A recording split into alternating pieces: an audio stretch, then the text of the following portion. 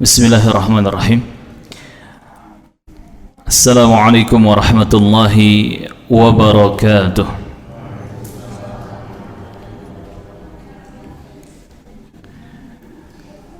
Alhamdulillah. Alhamdulillahi rabbil alamin. Ar-Rahmanir Rahim. Maliki yaumiddin. أشهد أن لا إله إلا الله وحده لا شريك له إقرارا به وتوحيدا وأشهد أن محمدا عبده ورسوله قال الله عز وجل في القرآن الكريم يا أيها الذين آمنوا اتقوا الله حق تقاته ولا تموتن إلا وأنتم مسلمون.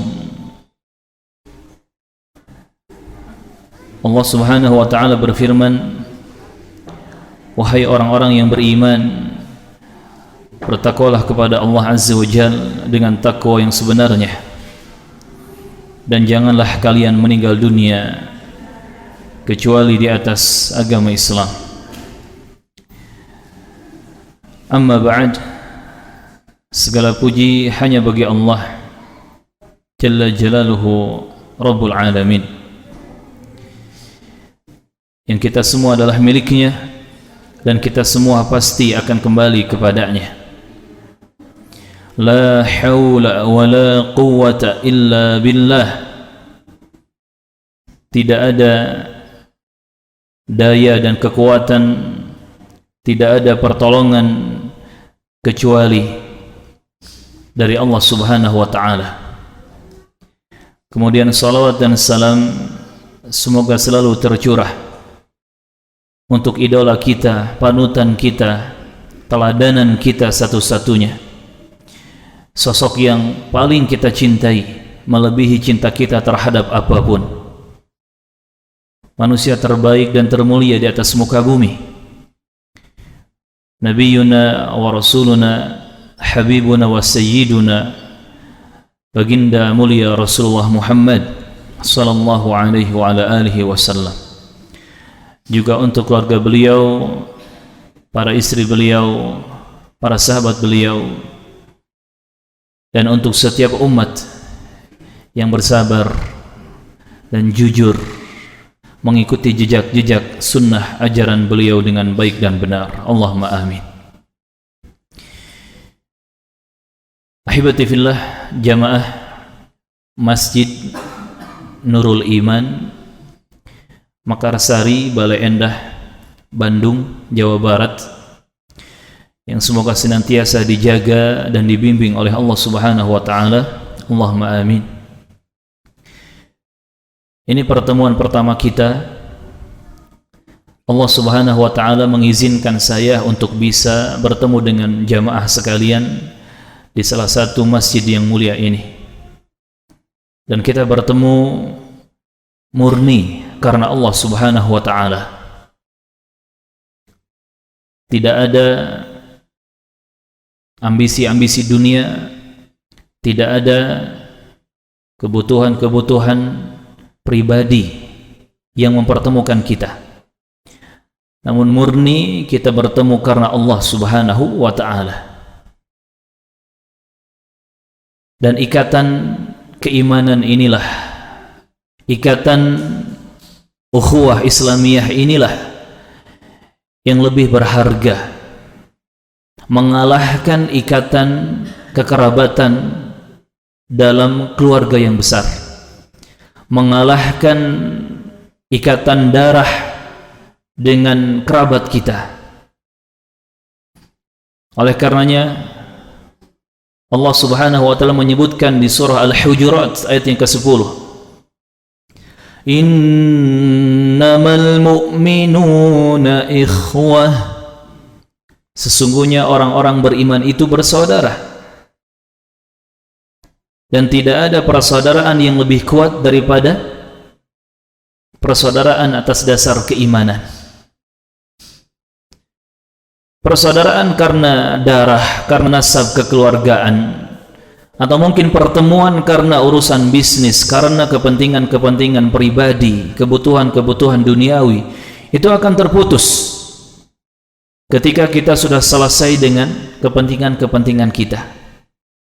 Akan terputus ketika salah satu dari kita meninggal dunia.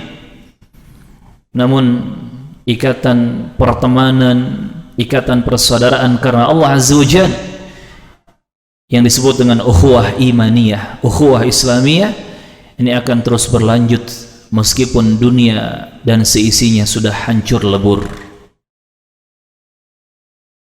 Disebutkan riwayat oleh Al-Imam Al-Hasan Al-Basri rahimahullah ta'ala bahwa di surga Allah ada seorang penghuni surga bertanya kepada Allah Azza wa Jalla, "Ya Rabb, aina fulan?" Ya Allah, wahai Tuhanku, di mana si fulan? Aku tidak melihatnya di sini, di surga. Padahal dulu dia bersamaku. Dia duduk bersamaku. Dia belajar bersamaku. Dia tertawa bersamaku. Bareng-bareng di dunia. Kemudian dikatakan kepadanya, qila lahu huwa finnar. Orang yang dia cari di surga ternyata ada di neraka. Karena orang muslim sekalipun, orang mukmin sekalipun, kalau melakukan dosa-dosa, maka harus terlebih dahulu disiksa di dalam neraka. Kemudian penghuni surga tadi meminta kepada Allah Azza wa Jalla, syafi'ni lahu. Ya Allah, berikan izin untuk aku memberikan syafaat kepadanya. Singkat cerita, Allah Subhanahu wa ta'ala mengizinkan agar penghuni surga itu memberikan syafaat kepada temannya, yang kemudian temannya yang ada di neraka dikeluarkan dari neraka dan dimasukkan ke dalam jannah, ke dalam surga. Subhanallah. Ini namanya syafaatul mu'min lil mu'min. Syafaat seorang mukmin kepada saudaranya yang mukmin lainnya. Maka perhatikan teman-teman jamaah rahimakumullah, siapa yang menjadi teman duduk kita? Siapa yang menjadi sahabat kita? Siapa yang menjadi orang-orang yang ada di sekitar kita? Apakah mereka mendatangkan kebaikan dunia dan akhirat untuk kita? Jika iya, pegang erat tangan mereka. Karena teman-teman yang baik, sahabat-sahabat yang saleh, manfaatnya dunia akhirat akan kita rasakan.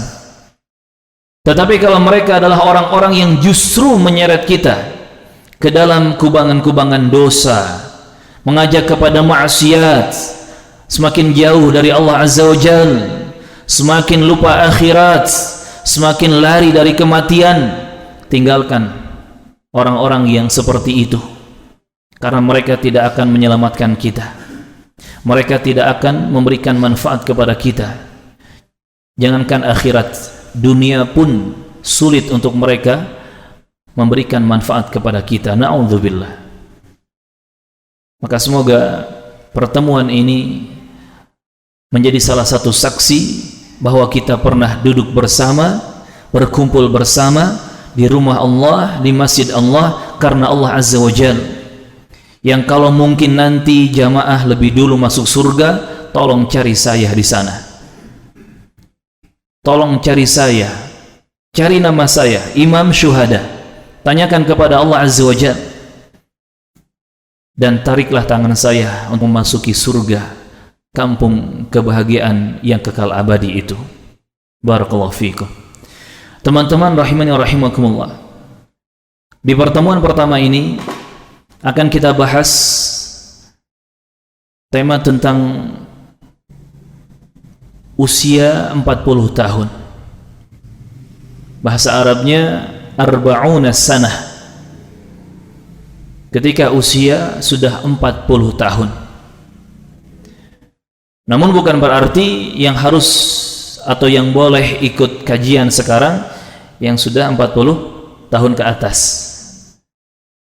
Karena saya lihat ini para pemuda juga banyak yang hadir ya, Masya Allah. Dan yang pernah muda juga lebih banyak hadir, Masya Allah. Biasanya kan orang tua nggak mau disebut tua ya.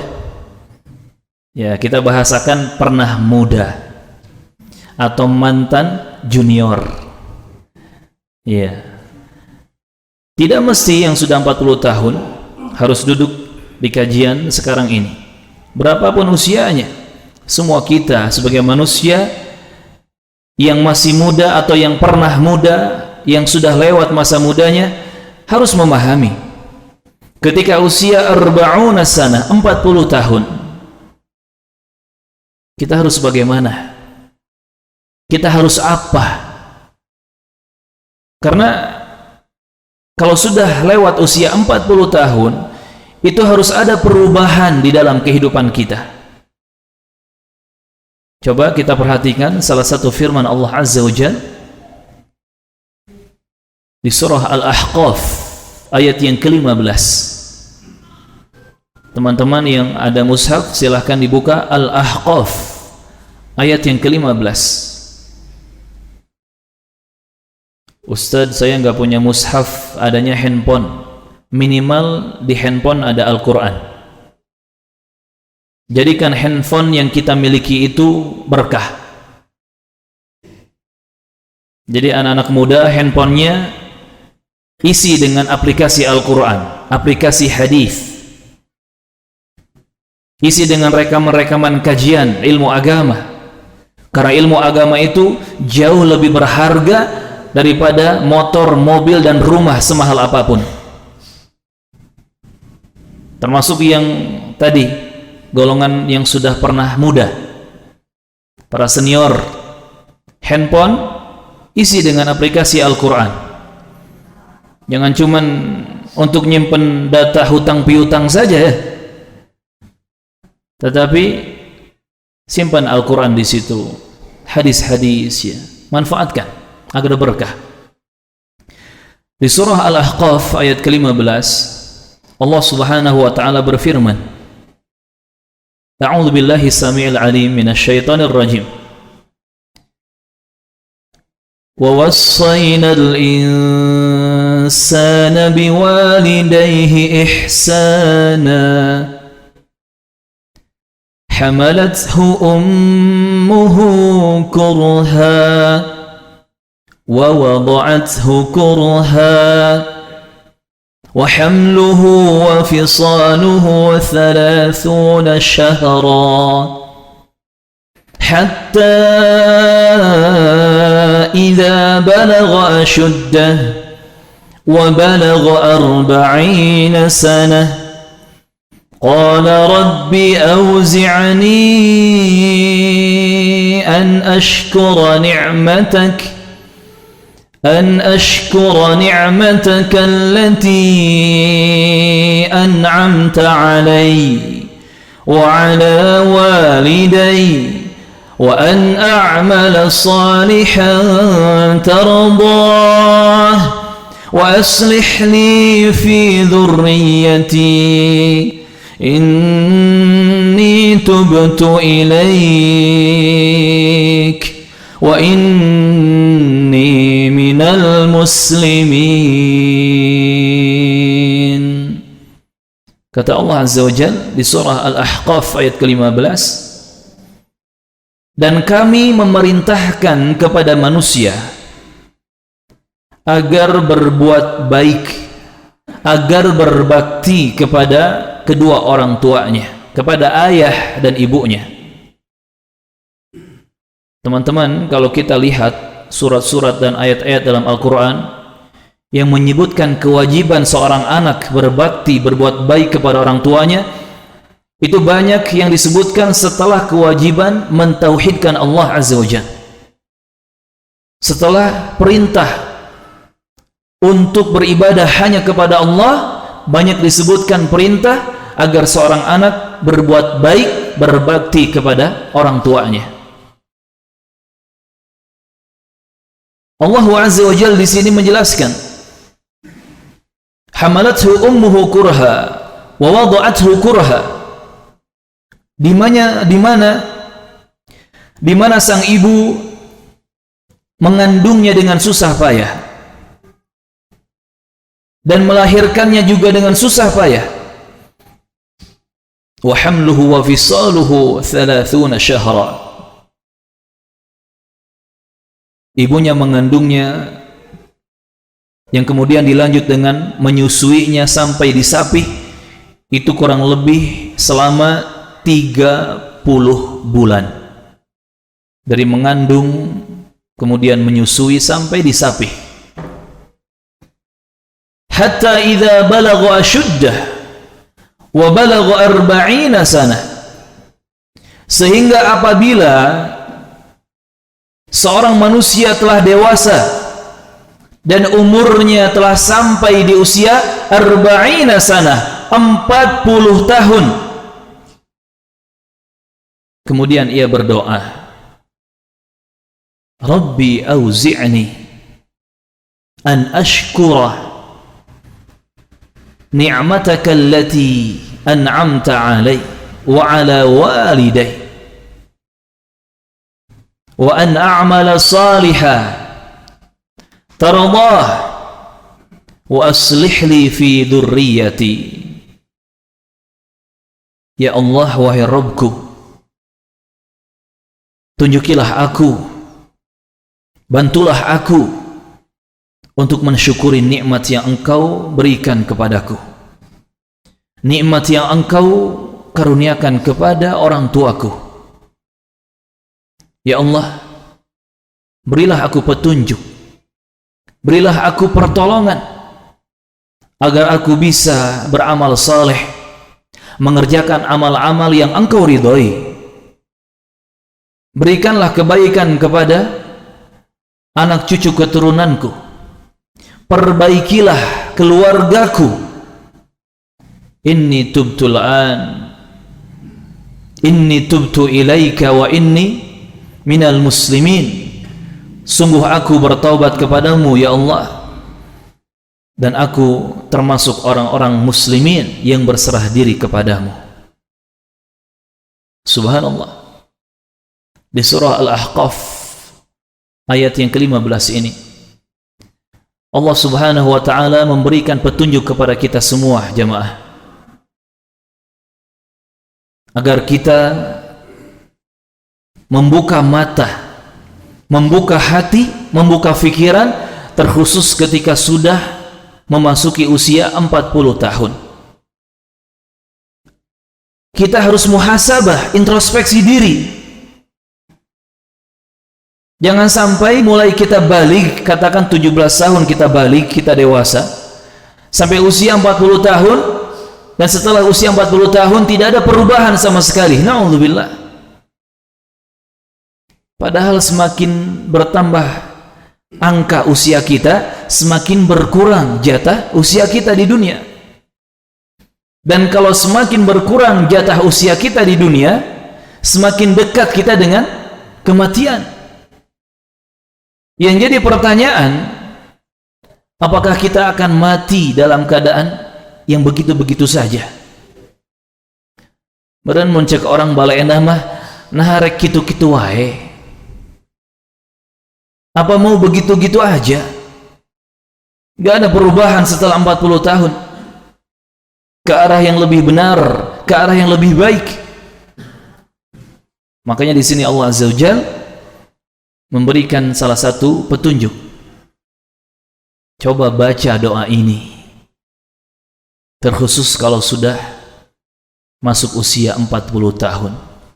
Rabbi auzi'ni an ashkura ni'mataka allati an'amta 'alai wa 'ala walidai wa an a'mala salihan tardah.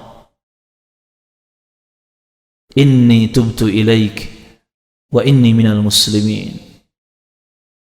Dan hitungan usia 40 tahun di sini jamaah rahimakumullah bukan kalender Masehi yang dipakai di negara kita, tetapi hitungannya kalender Hijriyah, di mana perhitungan kalender Hijriyah itu lebih cepat, bisa selisih 1 sampai 2 tahun. Yang kalau kita mungkin sekarang secara kalender Masehi sudah berusia 38, nah itu sudah harus siap-siap. Antara 38 atau 39 tahun kalender Masehi, itu kalender Hijriah sudah masuk 40 tahunan. Tentang ayat ini, Al-Imam Al-Qurtubi rahimahullah ta'ala memberikan penjelasan terkait dengan orang yang telah mencapai usia 40 tahun, di mana seorang hamba di usia 40 tahun itu seharusnya ia mengetahui betapa besarnya dan banyaknya nikmat yang Allah berikan kepadanya, termasuk untuk orang tuanya, sehingga dia wajib untuk betul-betul bersyukur kepada Allah Azza wa Jalla. Al-Imam Malik bin Anas Abu Abdullah rahimahullah pernah mengatakan, adraktu ahlal ilmi bi baladina wa hum yatlubuna dunya wa yukhalituna an-nas hatta ya'tiya li ahadihim 40 sana fa idza atat 'alaihim i'tazalu an-nas. Kata Imam Malik rahimahullah, aku mendapati para ulama di berbagai negeri di mana mereka sibuk dengan aktivitas dunianya. Mereka pun bergaul dengan manusia-manusia. Dan ketika mereka sampai di usia 40 tahun, mereka mulai i'tazalun nas, mulai menjauh dari manusia. Kata Imam Ibnu Katsir, Ismail bin Umar Abul Fida, yang kita kenal dengan sebutan Ibnu Katsir rahimahullah, bahwa ketika seseorang berada dalam usia 40 tahun, maka sempurnalah akalnya, sempurnalah pemahamannya, dan sempurnalah kelemah lembutannya. Ahibati fillah rahimani wa rahimakumullah. Juga Imam Asy-Syaukani rahimahullah menerangkan, beliau menyebutkan pendapat dari para ulama tafsir. Kata Imam Asy-Syaukani, di mana para ulama tafsir rahimahumullah ta'ala menyatakan bahwa tidaklah seorang nabi diutus oleh Allah Azza wa Jalla melainkan mereka telah berusia 40 tahun. Ini teman-teman kalau mau buka sejarah, data dan faktanya, mulai dari Nabi Adam, Nabi Ibrahim, Nabi Musa, Nabi Isa, sampai Nabi Muhammad alaihi wassalatu wassalam, mereka semua bu'itha, diangkat menjadi nabi atau menjadi seorang rasul itu ketika sudah mencapai usia 40 tahun. Dan ayat ini, kata para ulama tafsir, menunjukkan bahwa jika seseorang mencapai usia 40 tahun, hendaknya ia membaca doa seperti yang disebutkan di dalam ayat tadi di surah Al-Ahqaf ayat ke-15. Sudah hafal Pak doanya? Pernah hafal? Lupa lagi? Biasanya kalau lupa nggak ingat. Biasanya. Coba kita baca doanya bersama-sama agar bisa menghafal. Rabbi auzi'ni. Keluarkan suaranya Pak. Saya yakin di malam hari nggak ada jamaah yang berpuasa. Saya yakin. Karena puasa hanya sampai maghrib. Ya. Rabbi auzi'ni. Jangan kalah pas nonton bola. Gol, gol, gol gitu ya, suara keras. Giliran ngaji tunduh mah gitu ya. Apalagi cangkel mah. Nah itu harus dilawan. Padahal kalau nonton bola kan nggak berpahala ya, nggak berpahala. Tapi kenapa semangatnya luar biasa? Nongkrong begadang sama teman-temannya, sama tetangganya, nggak berpahala. Tapi kenapa semangatnya luar biasa? Giliran duduk di majelis ilmu di masjid Allah, yang pahalanya jelas, surga di depan mata. Bahkan Nabi mengatakan yang seperti ini majelis ilmu adalah riyadul jannah, taman-taman surga. Kenapa masih banyak kaum muslimin yang tadi tunduhlah, cangkelah gitu ya, ngantuk, pegal? Itu harus kita lawan. Kita ulang, Rabbi auzi'ni an ashkura ni'mataka allati an'amta alai wa ala waliday wa an a'mala salihan tardah wa aslih li fi dhurriyyati inni tubtu ilaika wa inni minal muslimin. Tah gening hafal Pak, Masya Allah. Ya Ustaz hafal tapi harus bareng-bareng. Ya silahkan tiap malam bareng-bareng di masjid. Ya, tetapi jangan dikhususkan. Kalau untuk menghafal bersama boleh, tapi kalau baca bersama jangan dikhususkan. Teman-teman rahimana rahimakumullah, pelajaran yang sangat besar diberikan oleh Allah Azza wa Jalla Rabbul Alamin kepada kita di ayat dan surat yang mulia ini. Ternyata di usia 40 tahun kita diberi kesempurnaan. Akal kita lebih sempurna, karakter kita lebih sempurna, kesabaran kita, kelemah lembutan kita lebih sempurna. Ada istilah darah muda, darah yang apa lanjutannya? Kok saya lupa ya? Darah yang berapi-api gitu. Masa muda itu masa yang berapi-api. Dan berapi-api di sini semangatnya biasanya itu mengalahkan akal pikiran. Contoh misalkan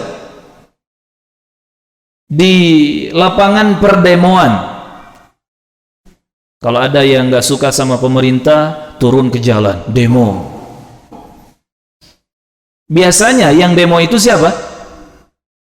Anak-anak muda atau orang tua yang sudah usia 50, 60? Anak-anak muda.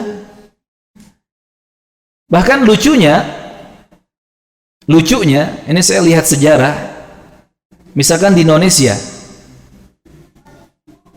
yang sekarang di demo, mereka yang jadi pejabat ya, ada di pemerintahan, di demo oleh para mahasiswa.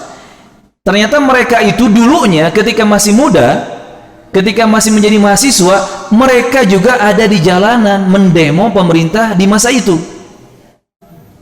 Dan ternyata siklusnya seperti itu jamaah.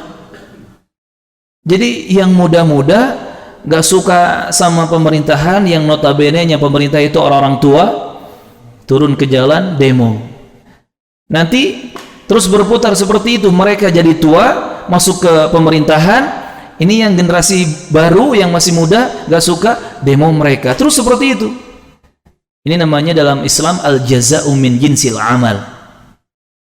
Balasan akan ada sesuai dengan amal perbuatan. Dan kalau tidak diberhentikan, ini masalah kasus demo ini gak bakal beres-beres. Terus seperti itu. Siapapun presidennya, siapapun rakyatnya. Sehingga ya wajar kemakmuran tidak terasa. Dan bukan salah siapa-siapa. Kita nggak bisa nyalahin presidennya, pemerintahannya, gubernurnya, pejabatnya, atau rakyatnya. Enggak. Salah semua. Bukan salah satu, salah dua. Salah semua. Kenapa kita tidak bersama-sama memperbaiki tatanan negara, bangsa dan negara, pemerintah dan rakyat? Mulai di mana? Mulai kita memperbaiki agama kita. Karena kalau sudah kita terbimbing oleh agama, gak bakal terjadi peristiwa-peristiwa yang semrawut seperti itu, gak bakal terjadi. Orang kalau sibuk dengan agama, pasti sibuknya di masjid kan? Pasti sibuknya berbuat kebaikan dan perbaikan kan? Bukan di jalanan, bukan bikin kerusakan. Maka di sini terkhusus juga yang usia 40 tahun. Kita berpikir Allah berikan kesempurnaan kepada kita, di mana di bawah usia 40 tahun, di bawah usia 40 tahun kita masih banyak kekurangan. Kurang akal, kurang kesabaran, kurang kelemah lembutan, kurang istri, kurang anak, kurang penghasilan, kurang gaji, serba kurang. Tapi di usia 40 tahun Allah berikan kesempurnaan, yang kemudian Allah tadi mengingatkan untuk kita mensyukuri nikmat-nikmat yang Allah berikan kepada kita. Betapa banyak yang Allah berikan nikmat kepada kita, dari mulai kita terlahir sampai kita di usia 40 tahun,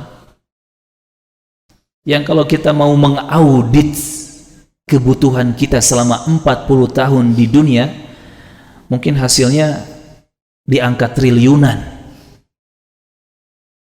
walaupun mungkin kita nggak sadar. Nah, gara-gara penyakit kurang syukur tadi, kita merasa orang paling miskin lah, orang paling melarat lah, menderita lah, serba susah lah. Na'udzubillah, karena tidak bersyukur kepada Allah Azza wa Jalla. Padahal kalau kita mau mengaudit, teman-teman, barakallahu fikum, biaya hidup kita selama 40 tahun itu mungkin lebih dari angka triliunan rupiah. Dan itu Allah yang menanggung rezeki untuk kita. Maka orang yang beriman, dia akan tetap yakin kepada Allah Azza wa Jalla sebagai Razzaq, sebagai Tuhan yang maha memberi rezeki. Dan keyakinan ini, prinsip ini tidak akan tergoyahkan dengan keadaan apapun. Kemarin-kemarin sempat rame, entah mungkin sampai sekarang masih rame, terkait PPKM ini. Gara-gara PPKM katanya rezeki jadi seret, gara-gara PPKM katanya ekonomi jadi susah, biaya hidup jadi sulit. Yang disalahkan PPKM, yang disalahkan pemerintah, tapi sedikit yang bercermin kepada dirinya masing-masing. Padahal ingat, ma asaba min musibatin, tidak akan terjadi musibah kecuali dikarenakan ulah tangan manusia. PPKM katakanlah ujian dan musibah menimpa kita, harusnya kita introspeksi diri, muhasabah, apa dosa saya, apa maksiat saya kepada Allah Azza wa Jalla sampai diberi musibah seperti ini. Karena nyatanya orang-orang yang beriman dan bertakwa nggak ngaruh tuh sama PPKM, nggak ngaruh. Pendapatannya masih ada, hidupnya masih tenang, bahagia, masih tersenyum dan tertawa dengan keluarganya di rumah, nggak ngaruh PPKM. Maka kemarin selama PPKM itu, selama saya ngisi kajian di mana-mana, saya pasti singgung masalah perkuat iman, perkuat takwa. Karena itu jalan keluar menghadapi kesulitan-kesulitan yang ada, iman dan takwanya diperbaiki. Karena percuma ya kalau kita teriak-teriak, kita nangis-nangis, kalau iman dan takwanya tidak diperbaiki. Percuma juga kita banting tulang ya, sampai tulangnya non parotong istilahnya, caroplok gitu, peras keringat, percuma kalau iman dan takwanya tidak diperbaiki. Iman dan takwa diperbaiki, karena itulah kunci untuk kita mendapatkan rezeki dunia dan akhirat. Nah teman-teman, barakallahu fikum, usia 40 tahun Allah berikan banyak nikmat kepada kita, bahkan Allah berikan kesempurnaan di berbagai macam aspek. Pertanyaannya, kenapa kita tidak berubah? Kenapa tidak ada perubahan dalam diri kita, dalam keluarga kita, setelah kita mengetahui usia kita 40 tahun? Tadi saya katakan bahwa semakin bertambah angka usia kita, semakin berkurang jatah usia di dunia. Dan semakin berkurang jatah usia di dunia, semakin dekat kita dengan ajal kematian. Karena kata Rasulullah sallallahu alaihi wasallam, usia umat Islam ini kisaran 60 sampai 70 tahun. Jarang yang lewat 70 tahun. Sebagaimana disebutkan hadis oleh At-Tirmidzi, oleh Ibnu Majah dari Abu Hurairah, Abdurrahman bin Sakhr Ad-Dawsi Al-Yamani yang menyebutkan Rasulullah bersabda sallallahu alaihi wasallam, a'maru ummati ma baina 60 ila 70. Usia umatku itu kisaran antara 60 sampai 70 tahunan. Wa aqalluhum man yajuzu dzalika, dan sangat sedikit dari umatku, kata Rasulullah, yang lewat dari usia 70 tahun, yang melebihi usia 70 tahun, sangat sedikit. Nah, teman-teman rahimana rahimakumullah, kalau kita sudah tahu usia umat Islam ini jarang yang lewat 70 tahun. Bahkan mungkin sepuh-sepuh kita ya, para senior, orang tua kita, kalau mau jujur mengingat, coba diingat-ingat sudah berapa banyak teman-temannya yang lebih dahulu meninggalkan kita sekarang. Dan seharusnya itu menjadi pelajaran. Apakah sudah ada perubahan dalam diri saya, di tengah keluarga saya? Ingat, masa lalu apapun itu, sekelam apapun, sehitam apapun, serusak apapun masa lalu, biarkan berlalu. Allah Subhanahu wa taala melihat kita yang sekarang. Makanya kata Rasulullah, innamal a'mal bil khawatim. Amalan-amalan itu dilihat akhirnya, tergantung akhirnya. Gak apa-apalah dulu mungkin kita preman, dulu mungkin kita penjahat, perampok, koruptor, atau orang yang kejam. Biarkanlah itu menjadi masa lalu. Yang penting sekarang kita menjadi lebih baik, lebih benar. Kita mengikuti aturan Allah dan Rasulnya, mengikuti ajaran agama Islam yang mulia. Sehingga kita harus punya cita-cita husnul khatimah, mati dalam keadaan akhir hidup yang indah, dalam keadaan dosa-dosa kita diampuni oleh Allah Azza wa Jalla. Dan ini yang sering saya tanamkan kepada para santri, kepada para jamaah. Kalau kita punya cita-cita, jangan muluk-muluk. Cukuplah cita-cita terbesar kita, tertinggi kita adalah kalau kita mati meninggalkan dunia yang menipu ini, semua dosa kita diampuni oleh Allah Azza wa Jalla. Itulah cita-cita terbesar kita. Namun tidak sedikit kaum muslimin yang lupa untuk menjadikan ini sebagai cita-cita. Masih tertutup cita-citanya dengan cita-cita duniawi. Pengen punya rumah sebesar begini, begitu, pengen punya mobil sekian, motor sekian, pengen punya bisnisan ini dan itu. Tertutup cita-citanya dengan duniawi, sehingga lupa punya cita-cita yang sangat mulia. Mati dalam keadaan dosa-dosanya diampuni oleh Allah Azza wa Jalla. Karena ingat, kalau kita meninggal dunia, duniawi yang kita bangga-banggakan, duniawi yang kita tumpuk-tumpuk, gak bakal ke bawah mati. Kata Rasulullah, ada 3 hal yang kalau kita meninggal dunia, 3 hal ini mengikuti kita, mengantar kita ke pekuburan. Yang 2 balik lagi ke rumah kita, yang 1 tetap menemani kita sampai ke akhirat. Keluarga kita, harta benda kita, dan amalan kita. 3 hal ini mengantar kita ke pekuburan.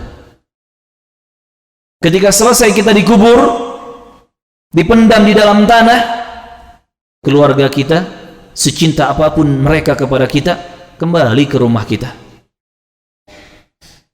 Kan gak ada kisahnya ya, saking cintanya seorang suami kepada istrinya, istrinya mati, dia pun ikut dikubur.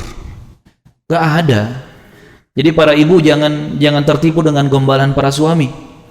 Engkau cintaku sehidup semati. Padahal begitu meninggal dunia istrinya, besok lusa kawin lagi. Ya, jadi nggak ada tuh keluarga ikut mati, pulang ke rumah. Yang kedua, harta benda yang mungkin mobilnya dibawa ke kuburan oleh keluarganya. Harta bendanya sebagian dibawa ke kuburan. Tetapi setelah itu balik lagi ke rumahnya, dibawa lagi ke rumahnya. Kita kan umat Islam tidak ada syariat mengubur jenazah dengan harta benda, nggak boleh kan? Yang boleh dibawa hanya apa? Hanya kain kafan. Makanya ngapain kita numpuk-numpuk baju sampai 2 lemari, 3 lemari di rumah? sedangkan mati cuman bawa lembaran-lembaran kafan saja.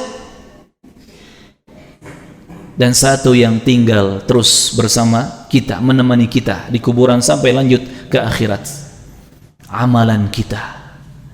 Amalan kita nggak bakal kembali lagi ke rumah, enggak, tetap menemani kita, yang nanti kita akan menghadapi pertanyaan dari malaikat, menghadapi fitnah kubur. Fitnah artinya ujian. Kubur, di alam kubur ditanya 3 hal: man rabbuka wa madinuka wa man nabiyuka. Siapa Rabbmu? Siapa Tuhanmu? Apa agamamu? Siapa nabimu? Dan jawaban untuk 3 pertanyaan ini mengandalkan keimanan dan amalan kita di dunia, bukan mengandalkan hafalan dan memori kita, bukan mengandalkan contekan di selembar kertas, nggak bisa. Jadi percuma ya kalau berwasiat, nah nanti kalau abah meninggal, tolong ini kertas sempilkan di liang lahat. 1, Allah jawabannya. 2, Islam. 3, Muhammad. Walaupun 100 lembar disempilkan di liang lahat, tetapi kalau hidupnya bejat, hidupnya nggak sholat, hidupnya pelit, kikir, nggak mau zakat, nggak mau sedekah, hidupnya dayus, membiarkan istrinya, membiarkan anaknya bermaksiat, percuma 100 lembar kertas jawaban tadi, tidak akan berguna sama sekali. Karena jawaban untuk 3 pertanyaan ini, man rabbuka wa madinuka wa man nabiyuka, murni kembali kepada amal dan keimanan kita di dunia. Yang nanti di alam kubur itu keadaannya hanya 2. Mungkin mendapatkan nikmat kubur atau mungkin mendapatkan siksa kubur. Yang mendapatkan nikmat kubur berbahagialah, di mana kuburannya akan diluaskan sehingga dia lapang, dia merasakan kesejukan, akan dibukakan lorong dari surga, dia mendapatkan anginnya surga, kenikmatan surga. Bahkan akan ada sosok yang menemaninya, sosok yang sangat indah fisiknya, bagus fisiknya, enak dipandang dan harum aromanya, wangi baunya, wangi. Dan itu adalah jelmaan dari amal-amal soleh kita. Namun sebaliknya, orang yang disiksa di dalam kubur mendapatkan azab kubur, kuburannya akan dipersempit, kata Rasulullah. Dipersempit kuburannya sampai tulang belulangnya hancur, terhimpit, remuk redam tubuhnya. Tidak sampai di situ, akan dibukakan lorong dari neraka, yang dia akan merasakan uap panasnya neraka. Tidak sampai di situ, dia pun akan ditemani selama di alam kuburnya oleh sosok yang sangat buruk, tidak enak dipandang, baunya sangat busuk, aromanya tidak enak untuk dicium. Dan itulah jelmaan dari amal-amalnya ketika di dunia. Kalau ada orang bilang, Ustaz, si fulan pernah menggali kuburan fulan, dan mayatnya ini adalah ahli maksiat, tetapi kuburannya nggak berubah kok, jasadnya pun nggak berubah kok. Kita jawab, alam dunia dengan alam kubur, alam barzakh itu berbeda. Kalau Bapak nggak percaya adanya nikmat kubur dan siksa kubur di alam kubur, di alam barzakh, cara membuktikannya seperti ini. Silakan Bapak bejat sekarang, rusak, rungkad sekalipun sekarang. Rungkad itu bahasa mana? Saya pernah dengar ya, takut salah menggunakan. Ya rusak, ya rungkad, ya apalagi tuh. Silakan sekarang berdosa, bermaksiat semau Bapak. Pokoknya jadilah generasi yang berhak mendapatkan siksa kubur gitu. Dan kalau sudah mati, nah silakan saksikan sendiri siksa kubur. Kalau sudah mengalami, kabari kami. Cuman kan masalahnya harus mati dulu gitu ya. Di sini keimanan teman-teman yang harus kita gunakan. Bukan akal, bukan perasaan, bukan nafsu, tetapi keimanan. Masalah siksa kubur, nikmat kubur itu tentang keimanan. Masalah neraka, surga itu tentang keimanan. Kita sholat sehari semalam 5 waktu, zuhur, asar, maghrib, isya, subuh, menyembah Rabb kita yang kita sebut Allah Ar-Rahman Ar-Rahim, yang gak kelihatan. Apa yang menjadi modal kita? Keimanan. Barakallahu fikum. Perhatikan di sana keadaan di alam kubur seperti itu. Belum lagi nanti ketika sudah terjadi hari kiamat, di padang mahsyar,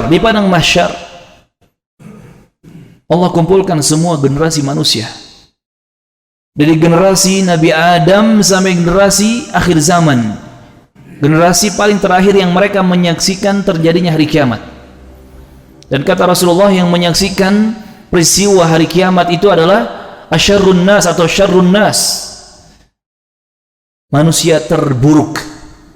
Jadi nggak ada orang beriman menyaksikan hari kiamat, kiamat kubra. Semua dikumpulkan di padang mahsyar setelah hari kiamat. Semua manusia ada di situ, dalam keadaan tidak berpakaian sehelai pun, tidak beralas kaki, bahkan belum dikhitan, belum disunat. Sampai Aisyah, ibunda kita yang mulia radhiyallahu anha, bertanya kepada Rasulullah, ya Rasulullah, gak berpakaian, apakah mereka tidak akan saling melihat satu sama lain? Kalau di dunia mungkin otak kita masih bisa berpikir kotor gitu ya, tapi di sana boro-boro. Kata Rasulullah, keadaannya yang sedang mereka alami jauh lebih dahsyat. Memikirkan bagaimana nasib masing-masing, surga atau neraka. Karena di akhirat hanya ada 2 tempat kembali, surga atau neraka, tidak ada tempat ketiga. Tidak hanya telanjang, dan ternyata matahari akhirat ketika itu di atas kepala kita, kata Rasulullah, jaraknya hanya 1 mil saja, kurang dari 2 kilometer. Bayangkan panasnya seperti apa. Sekarang saja di dunia, tengah siang hari, yang katanya jarak matahari itu di atas kepala kita jutaan kilometer katanya. Allah alam ya, saya belum pernah ngukur ya, dan ngapain juga ngukur-ngukur gitu ya. Tapi katanya jutaan kilometer jarak matahari di atas kita. Itu panasnya sudah luar biasa. Sudah na'udzubillah gitu ya. Lalu bagaimana kalau panas matahari, yang matahari itu hanya 1 mil, kurang dari 2 kilometer berada di atas kepala kita. Makanya kata Rasulullah, ada orang yang berkeringat sampai betisnya, sampai pinggangnya, sampai dadanya, sampai ada yang tenggelam dengan keringatnya sendiri, dan itu semua sesuai dengan amal-amalnya di dunia. Dan orang-orang yang akan diberi keteduhan, al-dhil, keteduhan, payung, naungan oleh Allah Azza wa Jalla, mereka adalah orang-orang yang beriman, orang-orang yang beramal soleh, yang Allah berikan kepada mereka pertolongan. Yang lama berdiri mereka itu 25.000 tahun di padang mahsyar. Bayangkan 25.000 tahun hitungan dunia. Kalau hitungan akhirat setengah hari, hitungan dunia 25.000 tahun hitungan dunia, berdiri di padang mahsyar dalam keadaan seperti tadi, genting, mencekam, menakutkan. Tetapi Allah menolong orang-orang beriman yang saleh. Terasa singkat, seperti detik-detik terbenamnya matahari, hanya beberapa menit saja. Subhanallah. Dan ini kembali kepada amalan kita. Belum nanti ketika dihadapkan kepada jisr, jembatan atau as-sirat, sirat, jembatan yang terbentang di atas neraka, di mana lebih tipis daripada rambut dan lebih tajam daripada pedang. Ada yang cepat yang melewatinya dan selamat, ada yang berjalan pelan, ada yang merangkak kemudian jatuh. Dan ketika jatuh, di bawah jembatan as-sirat itu ada kalalib, ada kail-kail besi yang menunggu untuk menghancurkan tubuhnya. Na'udzubillah. Dan itu tergantung amal-amal kita juga di dunia. Termasuk ketika dihadapkan kepada surga dan neraka. Bayangkan teman-teman, ini yang akan kita alami. Oleh kita semua ini akan kita alami. Lalu apa di usia 40 tahun perubahan yang kita lakukan? Jangan sampai usia dari balik 17 tahun sampai 40 tahun kita nggak bisa baca Quran. Na'udzubillah. Padahal ayat yang pertama diturunkan kepada Rasulullah Muhammad adalah Iqra, Iqra, bacalah, baca. Umat Islam itu harus pintar, intelek, ilmiah, tentunya pintar secara aturan Allah dan Rasulnya. Jangan sampai usia sudah lewat 40 tahun tetapi sholat saja masih apa istilahnya nyontek nugigireun. Ada orang yang sholatnya itu masih nyontek orang di sebelahnya. Ini habis ruku ngapain nih? Bingung dia, nyontek kanan kiri. Ada. Na'udzubillah. Makanya banyak orang yang, Ustadz kok saya sholat tapi kok nggak dapat berkah. Ustadz saya sholat tapi kok banyak masalah. Bisa jadi karena sholatnya tidak berkualitas. Nggak hafal bacaan sholat. Yang kalaupun hafal bacaan sholatnya ngarang sendiri. Atau hasil ngarang gurunya. Tidak ikut contohan Rasulullah dan para sahabatnya. Makanya kata Rasulullah dalam hadis yang sahih, ada manusia yang sholat selama 60 tahun, sittina sanah, 60 tahun dia sholat dan tidak diterima sholatnya satu kali pun oleh Allah Azza wa Jalla. Dan kita harus takut, jangan-jangan kita termasuk golongan itu. Sholat 60 tahun, sholat 50 tahun, sholat selama 40 tahun, tetapi sholat kita tidak diterima. Bisa karena nggak ikhlas niatnya, mungkin ria, sum'ah, ingin dinilai, ingin didengar, ingin dipuji, na'udzubillah. Atau karena tidak ittiba, tidak mengikuti tata cara salat Rasulullah sallallahu alaihi wasallam. Padahal Nabi mengingatkan, sallu kama ra'aitumuni usalli. Salatlah kalian sama persis seperti aku salat. Jadi urusan ibadah, urusan agama, kita nggak bisa ngotak-ngatik. Kita nggak bisa berinovasi dan memodifikasi, nggak bisa. Kita harus ikut apa yang Rasulullah ajarkan, yang para sahabatnya ajarkan, tanpa kita mengurang-urangi, tanpa kita menambah-nambahi. Sangat mudah ya agama Islam itu. Ibadillah rahimani wa rahimakumullah. Maka di usia 40 tahun seharusnya kita sadar kita harus lebih baik. Kita harus lebih benar. Maka tidak ada jalan dan solusi kecuali kita kembali kepada agama Allah dan Rasulnya sallallahu alaihi wasallam. Aduh Ustaz, udah 40 tahun. Kayaknya terlambat Ustaz. Tidak ada kata terlambat untuk belajar. Sebagaimana seseorang yang katakanlah belum menikah, tidak ada kata terlambat untuk menikah. Ini saya sering analogikan seperti itu. Nggak pernah ada tuh orang setua apapun beralasan, saya mau udah tua, nggak perlu nikah. Hampir nggak ada gitu ya. Nggak tahu di Makassar ini ada nggak? Bahkan makin tua makin jadi ya. Tua-tua keladi. Makin tua makin pengen nikah gitu. Iya, nggak ada kata terlambat untuk nikah. Nah, seperti itu pula dalam belajar ilmu agama, dalam memperbaiki diri kita, dalam memperbaiki agama kita, tidak ada kata terlambat. Ingat kisah Imam Ibnu Hazm rahimahullah. Mungkin bapak-bapak, ibu-ibu tahu ya, Ibnu Hazm ini kan ulama Islam, ulama besar. Tapi sedikit yang tahu kisah beliau memulai belajar agama Islamnya di usia berapa. Ada yang mengatakan beliau mulai belajar di usia 25 tahun. Tapi masyhur juga kisah yang menyebutkan beliau mulai belajar di usia 40 tahun.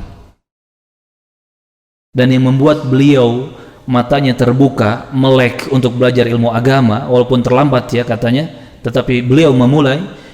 Itu kisah yang sepele sebetulnya. Suatu hari beliau masuk ke masjid. Masuk masjid niatnya untuk ikut sholat berjamaah. Ternyata belum dimulai sholatnya. Beliau duduk, langsung duduk. Diam, gak ribut, gak bikin gaduh. Ketika iqamah dikumandangkan, ikut berdiri, ikut sholat berjamaah. Singkat cerita, selesai sholat berjamaah, beliau keluar dari masjid. Tiba-tiba ada seseorang yang memarahinya.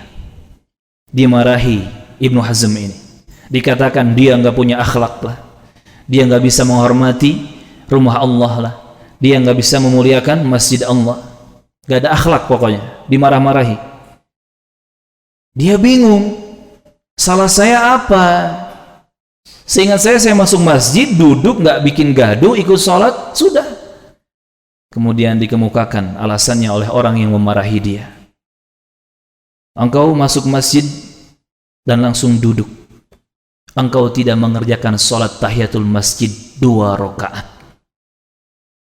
Padahal rumah Allah itu ada adab memuliakannya. Di antaranya ketika masuk masjid, kaki kanan dulu, kan gitu. Baca doa masuk masjid. Masih lupa doanya? Masih lupa? Masya Allah, berarti nggak ingat. Masih ingat doanya? Apa doanya? Allahumma ftah li abwaba rahmatik. Disambung apa? Disambung apa? Ditambah salawat, Allahumma salli ala Muhammad. Itu juga disunahkan. Ketika masuk masjid, Allahumma ftah li abwaba rahmatik. Baca salawat untuk Rasulullah, Allahumma salli ala Muhammad. Minimalnya seperti itu. Dibaca salawat. Setelah itu apa? Salat tahiyatul masjid, jangan langsung duduk. Karena kata Rasulullah dalam hadis yang sahih, "Idza dakhala ahadukum al-masjida," kalau seseorang dari kalian masuk masjid, "fala yajlis hatta yarka'a raka'atain." Jangan duduk dulu sampai salat 2 rakaat yang disebut salat sunat tahiyatul masjid. Itu yang menjadi alasan Ibnu Hazm dimarahi. Masuk masjid, nggak sholat tahiyatul masjid, langsung duduk. Di mana pemuliaannya? Di mana penghormatannya terhadap rumah Allah? Mendapatkan alasan seperti itu, Ibnu Hazm kaget. Kalau bahasa kita mungkin serasa disambar petir. Kaget. Langsung melek. Langsung sadar. Selama ini berpuluh-puluh tahun saya hidup di bumi Allah, di dunia milik Allah, saya nggak tahu ilmu agama Allah, saya nggak tahu aturan agama Allah. Dan itu yang menjadi titik start, titik awal beliau memulai belajar ilmu agama dari nol, dari bawah, bertahap terus belajar sampai akhirnya menjadi ulama besar. Walaupun dimaklumi banyak pendapat-pendapat beliau yang lemah. Banyak pendapat Imam Ibnu Hazm yang lemah dalam urusan fatwa-fatwa ilmu agama. Tetapi kita maklumi karena memang mulai belajarnya di usia demikian. Namun positifnya di sini kita ambil pelajaran dan hikmah, tidak ada kata terlambat. Maka coba tulis ya. Kalau bisa tulis di kertas, tempel di rumah masing-masing. Tidak ada kata terlambat untuk belajar ilmu agama, seperti tidak ada kata terlambat untuk menikah. Tapi menikahnya jangan digedein ya. Yang belajar ilmu agamanya yang dibesarkan. Barakallahu fiikum. Usia 40 tahun teman-teman. Harus ada perubahan. Ulah gitu-gitu wae. Harus ada perubahan. Jangan gitu-gitu aja. Termasuk kita perbanyak doa. Doa tadi kita sering ya untuk membacanya, termasuk minta perlindungan kepada Allah Azza wa Jalla dari kejelekan di masa tua. Dari penyakit-penyakit. Sebagaimana Rasulullah mengajarkan doa kepada para sahabatnya, disebutkan hadis oleh Al-Bukhari dalam kitab sahihnya, hadis dari Anas bin Malik Abu Hamzah Al-Ansari radhiyallahu anhu.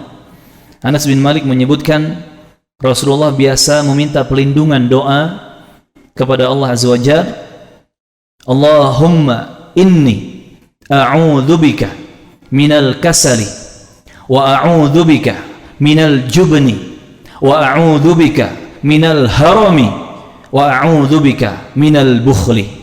Dari 4 hal Rasulullah berdoa minta perlindungan kepada Allah Azza wa Jalla. Allahumma ya Allah, inni sesungguhnya aku a'udzubika minta perlindungan kepadamu minal kasal, dari penyakit malas. Biasanya orang kalau malas dia itu nggak semangat. Biasanya kalau malas dia nggak rajin, itu biasanya. Itu penyakit malas. Wa a'udzubika minal jubni. Ya Allah, aku minta perlindungan kepadamu dari, bisa diartikan lemahnya hati atau sifat pengecut ya, penakut. Wa a'udzubika minal harami. Ya Allah, aku minta perlindungan kepadamu dari haram. Haram ini penyakit di masa tua. Bahasa kita disebut pikun. Na'udzubillah, jangan sampai kita mengalami penyakit pikun ini. Haram pakai hak besar, bukan haram ya, beda. Haram, hak besar. Penyakit di masa tua, pikun. Saya dapat kisah dari teman saya, beliau seorang ustadz juga. Memang usianya sudah di atas 50. Qadarullah istrinya diuji dengan penyakit haram ini. Bayangkan ketika suami masuk ke kamar, sang istri langsung tiba-tiba ngambil hijab, pakai jilbab, pakai cadar, menutup auratnya, merasa ada laki-laki bukan mahram masuk kamarnya, yang ketika didekati langsung mengusir. Kamu siapa? Pergi sana. Na'udzubillah. Sampai seperti itu, lupa dengan suaminya sendiri. Atau mungkin sebaliknya, ada suami yang terkena penyakit ini, lupa dengan istrinya sendiri. Masya Allah. Dan di sini Rasulullah minta perlindungan. A'udzubika minal haram wa a'udzubika minal bukhli, dan aku berlindung kepadamu ya Allah dari sifat pelit, kikir, susah memberi, susah membantu. Doa ini juga hendaknya kita sering-sering untuk membacanya, teman-teman. Hafal doanya? Insya Allah ya? Insya Allah tidak. Hah? Coba kita hafal bareng-bareng. Allahumma inni a'udzubika minal kasali wa a'udzubika minal jubni wa a'udzubika minal harami wa a'udzubika minal bukhli. Gampang sebetulnya karena banyak kalimat yang diulang. Wa a'udzubikanya diulang. Jadi yang dihafalkan itu minal kasali, minal jubni, minal harami, minal bukhli. 4 penyakit ini. Minal kasali dari penyakit malas, minal jubni dari penyakit penakut ya, lemah hati, kurang berani dalam berbagai macam hal ya.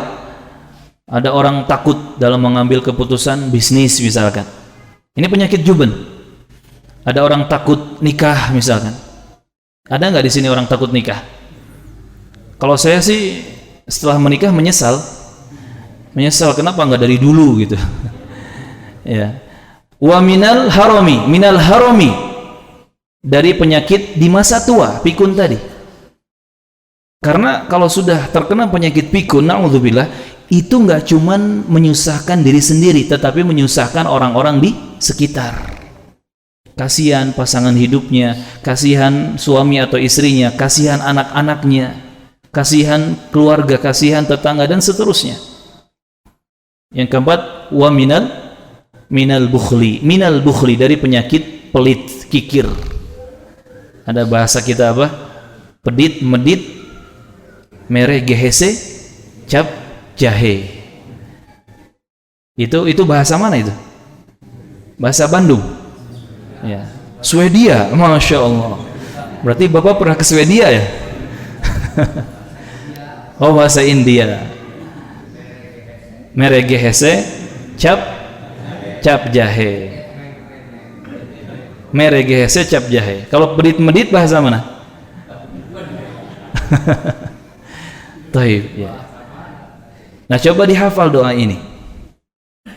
Saya ulang, teman-teman langsung menghafal. Allahumma inni a'udzubika minal kasali wa a'udzubika minal jubni wa a'udzubika minal harami wa a'udzubika minal bukhli. 4 penyakit kita minta untuk diselamatkan oleh Allah Azza wa Jalla dari 4 penyakit ini. Sama saja ketika kita masih muda ataupun sudah tua nanti. Allahumma inni a'udzubika minal kasali wa a'udzubika minal jubni wa a'udzubika minal harami wa a'udzubika minal bukhli. Kita baca bareng-bareng. Allahumma inni a'udzubika minal kasali wa a'udzubika minal jubni wa a'udzubika minal harami wa a'udzubika minal bukhli. Nah, kalau kita sudah tahu arti bahasa Arab yang akan kita baca atau yang kita hafal, itu jadi enak kan bacanya. Barusan sudah paham kan artinya kan? Jadi pas baca itu enak. Seperti tadi doa di surah Al-Ahqaf ayat ke-15, kita sudah tahu artinya. Rabbi auzi'ni an ashkura ni'mataka allati an'amta 'alai wa 'ala walidai wa an a'mala salihan tardah wa aslih li fi dhurriyyati inni tubtu ilaika wa inni minal muslimin. Tahu artinya sehingga enak bacanya, enak menghafalnya, dan ketika kita memanjatkan doa tersebut kepada Allah Azza wa Jalla, kita bisa menghayatinya. Terasa nikmat dan manisnya, terasa lezatnya doa. Maka jangan sampai kita puluhan tahun, 40 tahun mengulang-ulang doa tapi nggak tahu artinya. Saya pernah dengar ceramah Kang Ibing rahimahullah. Beliau subhanallah di akhir hayatnya banyak mengajak umat kepada agama Allah dan Rasulnya, walaupun dengan cara-cara beliau ya. Semoga Allah mengampuni dosa-dosa beliau, Allahumma amin. Teringat beliau menyebutkan ada orang karena gak paham doa yang dia baca, selesai sholat dia angkat tangan minta kepada Allah berdoa, ya Allah beri saya rezeki, limpahkan kepadaku rezeki yang banyak. Jadi yang diminta itu rezeki. Ketika diingatkan, ente pas sholat kan sudah minta rezeki sama Allah. Kapan? Pas doa di antara 2 sujud ketika duduk. Warzuqni. Dia jawab, itu mah warzuqni katanya. Ya warzuqni itu artinya minta rezeki. Nah ini gara-gara nggak tahu artinya. Jadi seakan-akan antara warzuqni dengan ya Allah beri aku rezeki beda katanya. Padahal ya eta keneh gitu. Maka teman-teman, usia 40 tahun, sebanyak apa doa yang kita baca, kita panjatkan kepada Allah Azza wa Jalla, dan apakah sudah kita faham artinya? Termasuk jangan sampai kita membaca Al-Fatihah 17 kali sehari semalam, terus berulang 24 jam. Alhamdulillahi Rabbil Alamin sampai ihdinas siratal mustaqim siratal ladzina an'amta alaihim ghairil maghdubi alaihim waladdallin. Tapi cuman hafal cangkem, nggak tahu artinya. Na'udzubillah. Makanya wajar kenapa kau masih banyak masalah menumpuk ya di tengah-tengah kita. Kenapa kita seakan-akan jauh dari berkah-berkah Allah Azza wa Jalla? Bisa jadi karena apa yang kita baca dalam zikir kita, dalam doa kita yang kita panjatkan kepada Allah, bisa jadi itu tidak kita fahami maknanya sehingga tidak dihadirkan keimanan ketika membacanya. Na'udzubillah. Ini teman-teman yang bisa disampaikan. Intinya ketika usia 40 tahun, apa perubahan yang ada pada diri kita dan keluarga kita. Harus ada perubahan ke arah yang lebih benar, ke arah yang lebih baik. Semoga Allah mudahkan untuk kita bisa menjadi ahli surga, tidak hanya kita tetapi juga bersama keluarga, sehingga kita memegang prinsip sekeluarga masuk surga, sehidup sesurga. Allahumma amin. Ada pertanyaan jamaah? Rasa-rasanya cukup ya? Alhamdulillah. Karena saya pun sudah capek. Tadi saya kajian pada asar sampai menjelang maghrib di Metro Indah Mall, di teman-teman MBI Bandung, Muslim Bikers Indonesia Bandung. Lanjut langsung ke sini. Alhamdulillah bisa bertemu dengan teman-teman di Masjid Nurul Iman ini. Dan mudah-mudahan ini bukan pertemuan pertama dan terakhir. Yang kalaupun tidak bertemu lagi di dunia, semoga Allah pertemukan kita di Jannah Firdaus. Allahumma amin. Mohon maaf jika ada salah dan kurang. Kita akhiri dengan kafaratul majlis. Subhanakallahumma bihamdik, asyhadu an la ilaha illa anta, astaghfiruka wa atubu ilaik, wa akhiru da'wana anil hamdulillahi rabbil alamin. Assalamualaikum warahmatullahi wabarakatuh.